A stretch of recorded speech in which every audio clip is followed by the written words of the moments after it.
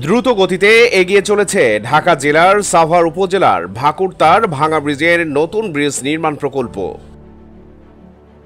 আমিনবাজার পাওয়ার গ্রিডের পার্শ্ববর্তী ঢাকার ভেতরের বাইপাস রোড হিসেবে বেশ পরিচিত এই সড়কটি। শুধু ঢাকার ভেতরেই নয়, এই সড়কটি দিয়ে মাওয়া হয়ে পদ্মা সেতু যাওয়া যায় খুব সহজেই। আর ঢাকা আরিচা মহাসড়কের সাথে এই সেতুটি সংযোগ স্থাপন করেছে। আগে বেশ সরু একটি ভঙ্গুর অবস্থায় বেইলি সেতু ছিল এই স্থানে। বিগত ফ্যাসিস্ট আওয়ামী সরকারের সময় শুরু হওয়া এই সেতুটির নির্মাণ প্রকল্প প্রায় শেষ পর্যায়ে। এ মাসেই উদ্বোধন হওয়ার কথা রয়েছে সেতুটি।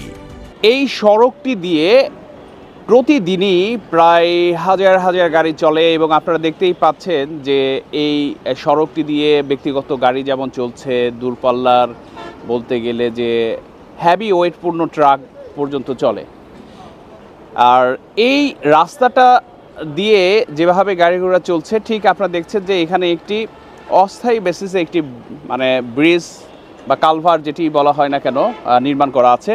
ঠিক তার পাশেই এই ভাকুরতা এলাকা, অর্থাৎ ভাকুরতার আমি যেখানে দাঁড়িয়ে আছি, এখানে দেখতেই পাচ্ছেন যে এখানকার শ্রমিকরা কাজ শুরু করেছেন এবং কাজের সময় প্রায় 1 বছর পেরিয়ে গেছে এবং তারা বলছেন যে তাদের হাতে এখনও 2 থেকে 3 মাসের মতো সময় রয়েছে। তারা এটি নির্মাণের প্রায় 70-শতাংশ কিন্তু ইতিমধ্যেই সম্পন্ন করেছেন। বাকি 30% কাজ শেষ করতে 2টো গার্ডার প্রয়োজন। সে 2টো গার্ডার কিন্তু এই যে নির্মাণ চলছে, আপনারা দেখতেই পাচ্ছেন।